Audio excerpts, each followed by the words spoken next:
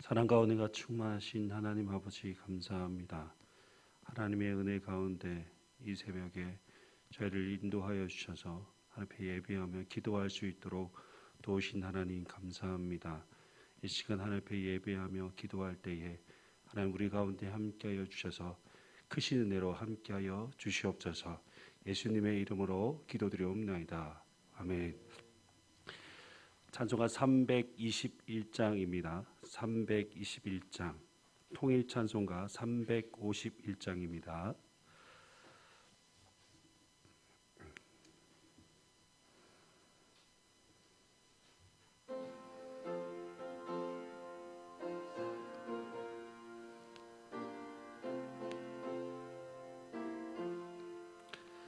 날 대속하신 예수께 내 생명 모두 드리리. 늘 진실하게 하소서. 내 구주 예수여, 나 구주 위에 살리라. 내 기쁨 한량 없으리. 내 갈 길이 도와소서.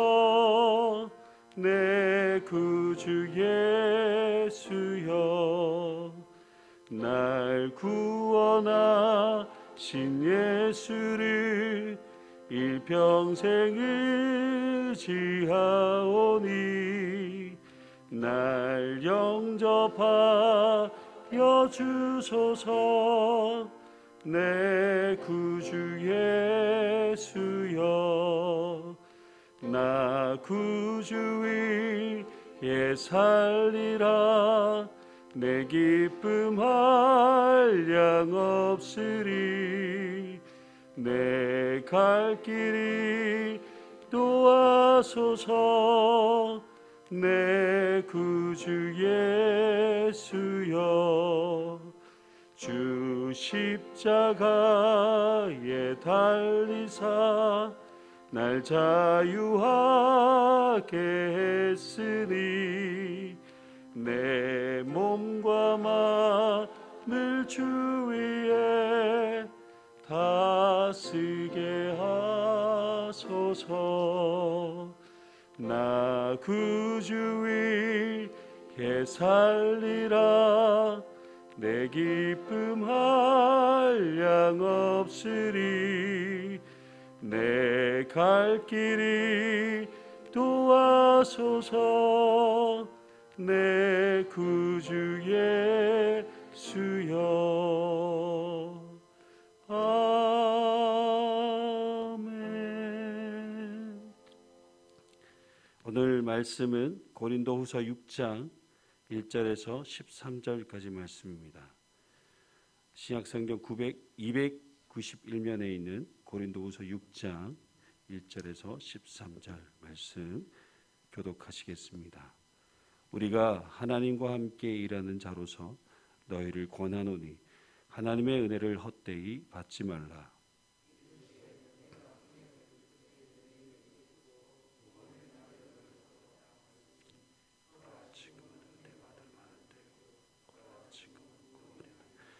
우리가 이 직분이 비방을 받지 않게 하려고 무엇에든지 아무에게도 거리끼지 않게 하고,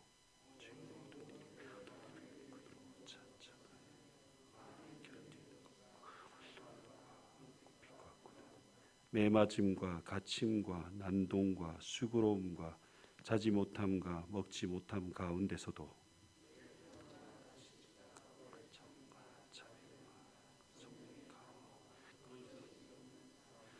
진리의 말씀과 하나님의 능력으로 의의 무기를 좌우에 가지고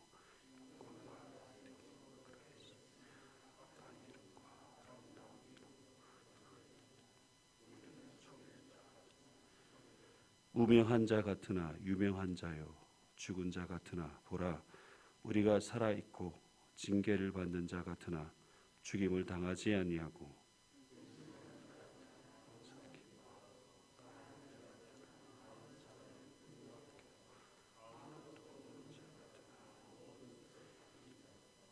고린도인들이여 너희를 향하여 우리의 입이 열리고 우리의 마음이 넓어졌으니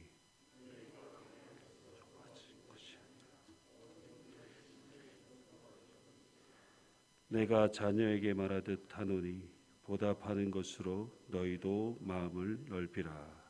아멘. 고린도 후서를 읽다 보면 이런 생각이 듭니다.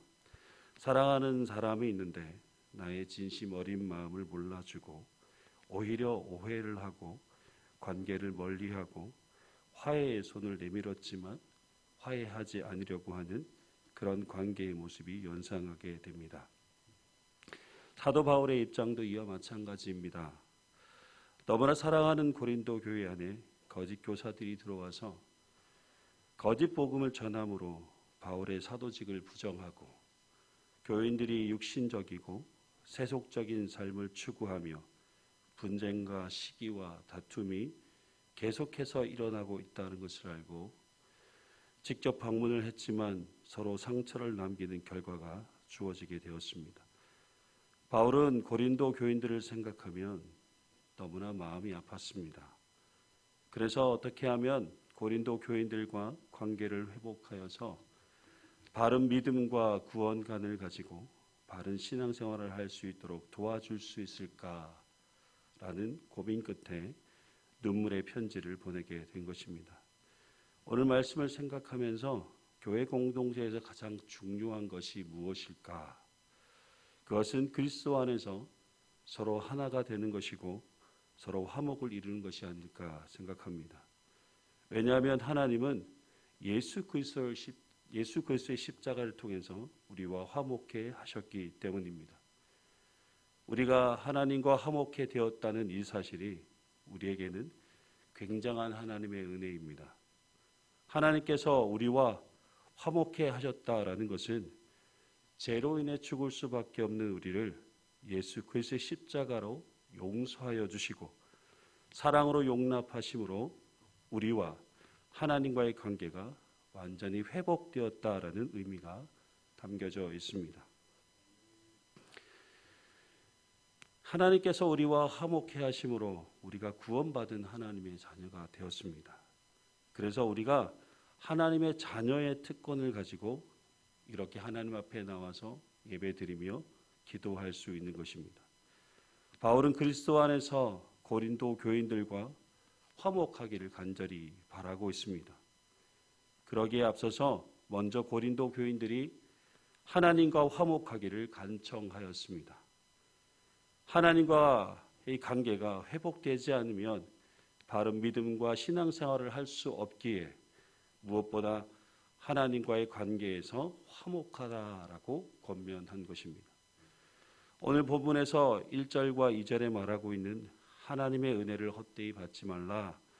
지금은 은혜 받을 만한 때요. 지금은 구원의 날이로다라고 말한 것은 하나님께서 그리스도의 십자가의 복음으로 하나님과 화목해 하는 그 은혜가 우리에게 주어졌으니 이 기회를 놓치지 말고 십자가의 복음으로 하나님과 화목해 되어서 다시 은혜에 합당한 삶을 살아갈 것을 권면하고 있는 것입니다.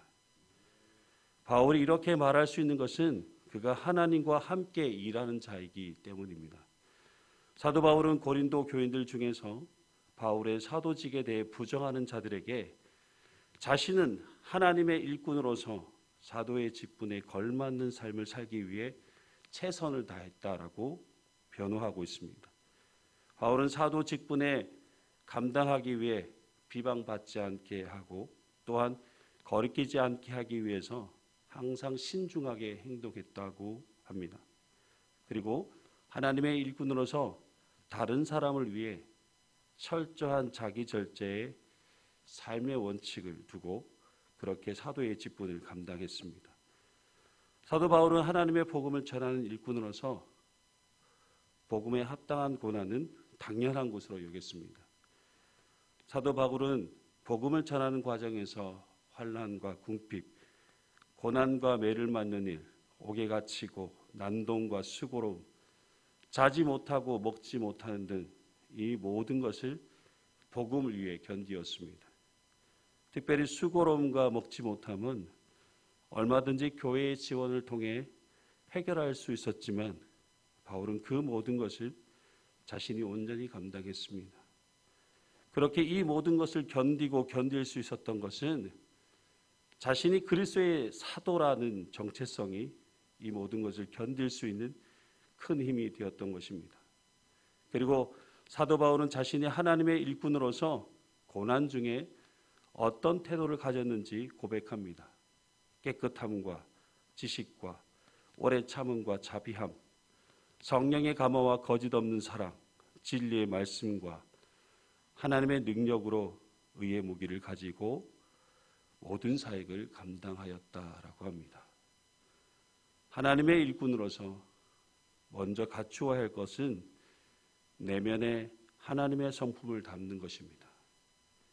내면의 하나님의 성품은 하나도 갖추지 않고 그저 사도의 직분을 증명하는 추천서와 직분을 증명하는 증서가 있다고 해서 다 하나님의 일꾼은 아닐 것입니다. 여러분, 겉으로 드러나는 것은 그리 중요하지 않습니다. 내가 하나님의 일꾼으로서 얼마나 하나님의 성품을 닮아 있는가, 여러분, 이것이 더 중요합니다. 우리의 내면에 무엇을 품고 있느냐, 이것은 하나님의 일꾼으로서 너무나 중요한 본질입니다. 하나님의 성품을 닮은 하나님의 일꾼은 하나님의 일을 감당함에 있어서 어떤 상황에서도 흔들리지 않고 인내하며 끝까지 하나님의 일을 감당하게 되는 것입니다. 여기서 우리가 한 가지 더 생각해 볼 것이 있습니다. 하나님의 복음을 전하는 하나님의 일꾼에게 항상 좋은 것만 주어지는 것은 아닙니다. 때론 영광을 받을 때도 있지만 핍박과 배척을 당할 때도 있습니다. 그리고 나쁜 평가를 받을 때도 있지만 좋은 평가를 얻게 될 때도 있습니다. 그래서 하나님의 일꾼은 주어진 결과와 평가로 인해 요동되거나 좌로나 우로나 치우치지 않아야 하는 것입니다. 여러분, 결과와 평가는 우리의 것이 아니라 하나님의 것입니다. 우리는 그저 내게 맡겨진 하나님의 일에 그 일을 감당하는 것에 목적을 두고 끝까지 그 사명의 길을 달려가야 하는 것입니다. 바울은 오늘 우리에게 너무나 중요한 말씀을 알려주고 있습니다. 하나님의 일꾼이나 성도들에게는 항상 두 가지 면이 공존하고 있다는 것입니다. 세상의 관점에서 보면 우리는 속이는 자 같고 무명한 자 같고 죽은 자와 같고 징계를 받는 자 같고 근심하는 자 같고 가난한 자 같고 아무것도 없는 것 같은 그런 사람으로 보일 수 있습니다. 그러나 하나님 나라의 관점에서 보면 우리는 누구보다 참된 자이며 유명한 자이며 살아있는 자이며 죽임을 당하지 않는 자이며 기뻐하는 자이고 많은 사람을 부유하게 하는 자이며 모든 것을 가진 자입니다. 여러분, 어떤 관점으로 우리의 삶을 바라보느냐, 이것은 굉장히 중요한 내용입니다. 우리의 삶은 결코 세상적인 관점에서 평가되어질 수 없습니다. 우리는 하나님 나라의 관점에서 세상에서 누릴 수 없는 하나님의 은혜의 부유함을 누리며 살아가는 하늘에 속한 사람들입니다. 여러분, 바울이 고린도 교인들에게 왜 이렇게 자세하게 자신을 변호하려고 했을까요? 고린도 교인들과 화목을 이루기 위해서입니다. 바울은 고린도 교인들을 언제든지 용납할 수 있을 만큼 마음이 넓혀져 있다라고 합니다. 그래서 고린도 교인들의 마음도 넓혀져서 바울을 용납하고 서로 화목하게 되어지기를 간절히 바라고 있는 것이죠. 여러분의 마음은 어떠세요? 좁다고 생각하십니까? 아니면 넓다고 생각하십니까? 우리의 마음이 넓어야 누군가를 용납하고 서로 화목할 수 있는 것입니다. 그러면 어떻게 하면 마음이 넓어질까요? 우리의 마음에 사랑하는 마음으로 가득할 때 마음이 넓혀지게 됩니다. 하나님은 우리와 화목하기 위해서 자기 아들까지 내어주시는 사랑을 보여주셨습니다. 하나님의 사랑으로 우리를 용납하시고 우리와 화목을 이루셨습니다. 우리 안에 하나님의 사랑이 있으면 서로를 용납하게 되고 서로 화목을 이루게 되는 것입니다. 하나님의 일꾼은 하나님의 사랑을 전하고 나누는 자입니다. 그래서 하나님의 사랑이 우리의 삶을 통해 나타나야 하는 것입니다. 여러분, 하나님의 사랑은 하나님과 화목을 이루는 사람에게 주어지는 하나님의 은혜인 줄 믿습니다. 하나님의 은혜에 합당한 삶을 사는 것은 하나님의 사랑을 전하고 나누는 삶을 통해 세상 속에서 하나님과 화목하게 하는 그 귀한 직분을 감당하며 살아가는 삶에 있습니다. 여러분 모두가 이 직분을 잘 감당하심으로 여러분이 살아가는 모든 삶에 화목해 되는 귀한 은혜와 축복이 항상 함께 하시길 주님의 이름으로 축복합니다.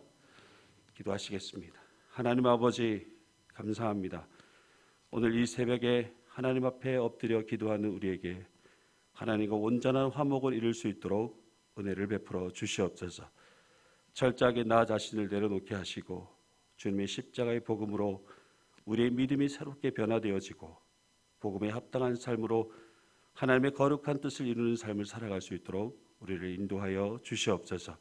그리하여서 우리가 살아가는 모든 곳에 화목을 이루는 하나님의 일꾼으로 쓰임받는 복된 삶이 되게 하여 주시옵소서. 오늘 또 우리가 올려드린 예배를 기쁘게 받아주시고 우리의 기도에 크신 은혜와 능력으로 역사하여 주시옵소서.